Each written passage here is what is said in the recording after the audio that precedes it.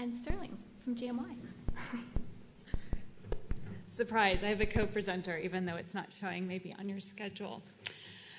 I first just want to acknowledge all the wonderful talks we've already heard today about empowering and deepening First Nations engagement, capacity, and leadership really across the reef space. I'm sure we're going to hear lots more of that today and over the next couple of days.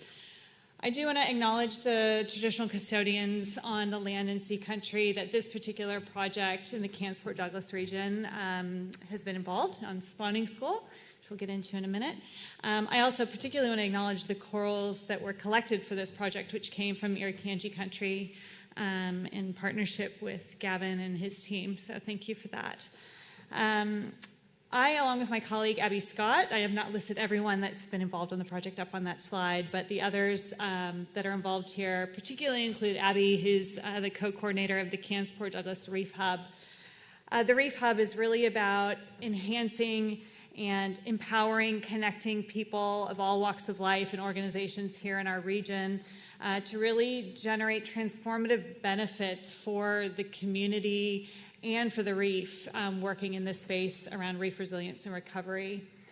I do want to plug her talk. It's tomorrow at 11:15 in the Michaelmas K room if you have a chance to listen to that to learn more about the Reef Hub and the broader work that we're doing. This is just one project that we've been lucky to be involved with.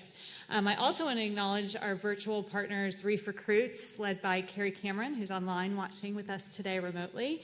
They've been a huge part of driving spawning school and all about fostering connection and building capacity with traditional custodians from a very local, regional perspective. I do also want to acknowledge the groups that were able to participate in this start of the program this last year in late November 2023 when we established spawning school. We had Gunggandji-Mandingalbay Yidinji Rangers as well as Yirrganydji Rangers with us for the week-long events, as well as the Gunggandji community that participated. I'm going to pass on very shortly to Sterling King, one of those rangers that were involved in the program.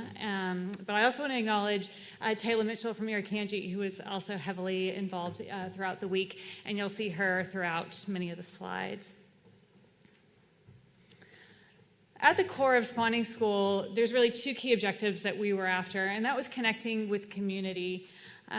Spawning I've been involved with in capturing spawn for trialing restoration methods out on the reef. And logistically, it's challenging, and it inherently limits who can get involved and who can connect with that in that meaningful hands-on way. And while we've had traditional custodians and others in the community out with us, by bringing it back to a land-based facility that we did here at our James Cook University Nomabata campus up in Smithfield, it enabled all generations to get involved in the communities in our region. So inviting in little ones and elders and rangers and making it a collective that it was inclusive to all groups in our area was one of our key objectives in this program and in line with our Reef Hub priorities. Of course, it's also, as we've seen in the Wapabora country, the training of Indigenous rangers as a great gateway to build up skills and capacity. The tangible hands-on opportunities around how you handle corals, the basic biology, and how we can kind of give those practical skills to enable leadership in future for traditional custodians that want to get involved in this space more heavily, understand the processes, and just connect and share, the cultural connections as well as, the potential for job pathways in the future. With that, I'm going to leave it there and pass over now to Sterling King from Gunggandji-Mandingalbay Yidinji and let him kind of tell more about his perspective and experience, because I think he'll do a better job than I can. So I'll control this for you if you want to go ahead. Before I start, I would like to pay my respect to the traditional owners to this land that we stand upon. Good morning, ladies and gentlemen. My name is Sterling King. I'm from Yarrabah, and my tribe is the Mandingalbay Yidinji people. I am a GMY ranger, and I've been employed in this role for the last year. I am one of 4 GMY rangers who participated in the coral spawning school in 2023. So spawning school was good timing because a month before we did a daily patrol and saw pink slime on top of the water surface at Gunggandji Beach, as you can see there. Yeah, we talked to Katie and the team about what it was. They said it was coral spawning. We then learned it comes at after November and October and November, full moon, and wanted to learn more about the whole process. Spawning school was held in November. Sorry, I'm getting a bit nervous, as you can tell. With Reef Hub, with Reef Hub, Reef recruits Kerry, Grant, and Jim. Prior to the spawning school, Reef recruits went out on Yirrganydji sea country and collected 10 colonies. Then they brought it back to JCU to be ready for the spawning school. Next. As you can see from the video, Taylor from Yirrganydji Ranger, she's breaking a coral branch to see if eggs and sperms are visible. And the photos show the pink eggs. Oh, sorry. Sorry, that the pink eggs, the pink eggs with the empty ones, that's a no good one. So, so the green tick across, no. Next one. So we all know that the corals are ready to spawn. So we transferred corals in the individual nally bins to see if anything would happen in the space of a few hours. We followed the process for about 4 to 5 days until spawning. Until spawning happened. So next one. So this is a time lapse of us transferring from the pool into the nally bins. The process of doing that for 4 to 5 days was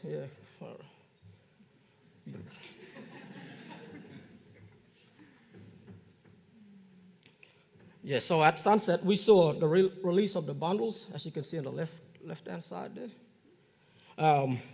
So this is what one bundles look like up on top there. So the pink color is the egg, and the white color on it is the sperm. So next video then, please. So we skimmed off the bundles after they spawn to put in a new tub. So so we had to just keep transferring. Next one. Good video. So we mixed the bundles gently from all colonies, so all 10 colonies. So we do a gentle current. So the Pac-Man stage is a sign of fertilization, so they came together there. So we need to clean off the babies from excess sperm, which is the cloudy water, as you can see in the video.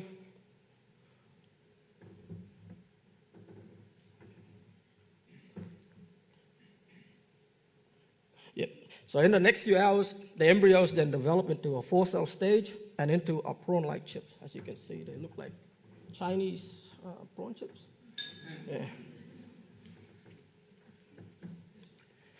So we are counting and monitoring the embryos under the microscope using trays. So it's usually filled with all the spawn in that little tray, and we'll look through in the microscope. To keep track of all at the counts as well. So,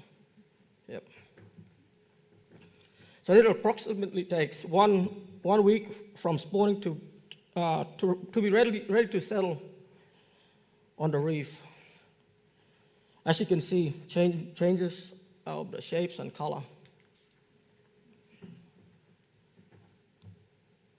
As you can see in that too, we are now caring for 500,000 babies.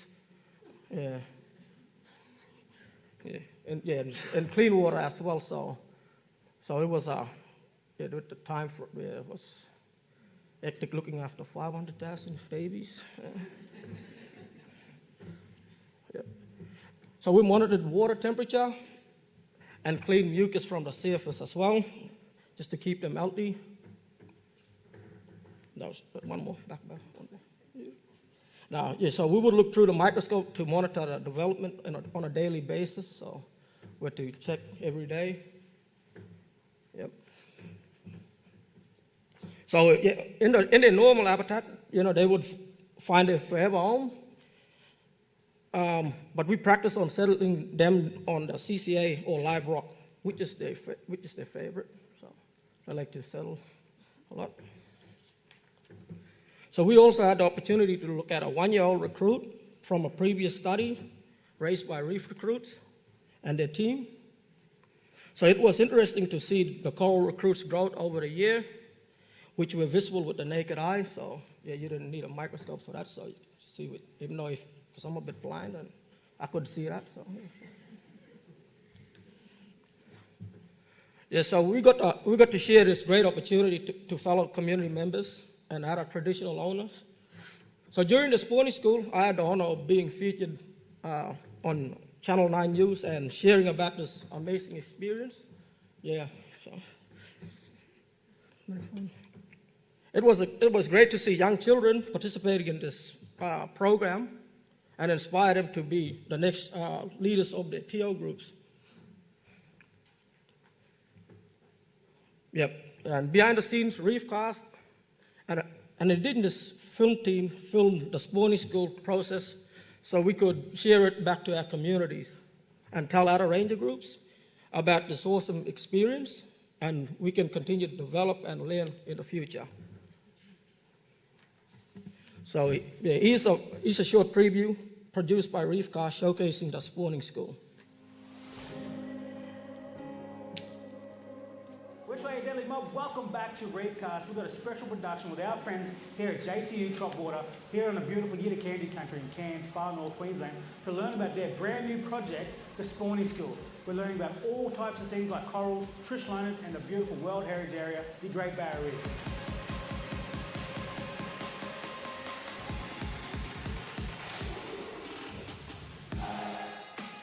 And one question, what does land, sea, and land country mean to you?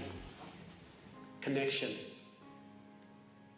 You connected to both because you got song lines, story lines, everything is there, the land and sea.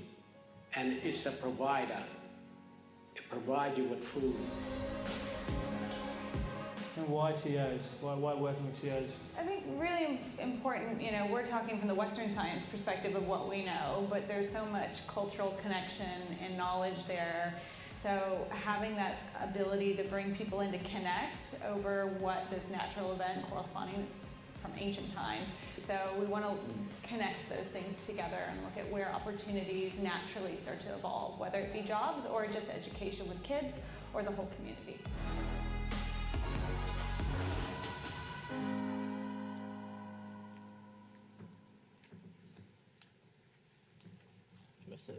Thank you.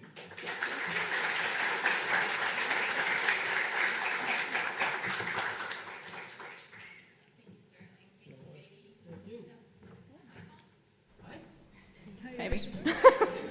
Yeah. You're not done yet, Sterling. Sorry. We've probably got time for one, maybe two questions. Anyone from the audience? Alison, come on up, please. Awesome job, Sterling. I just have a question about the spawning school. Is this something that's going to be happening annually?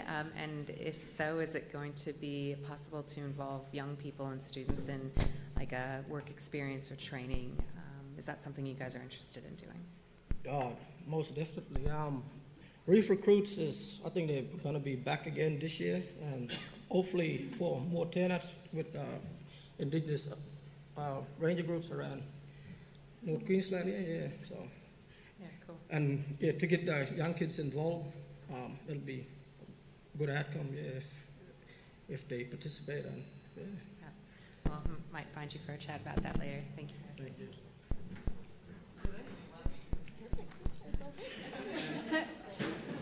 Sterling is ready to wrap up, and we had the perfect segue because Alison Paley from James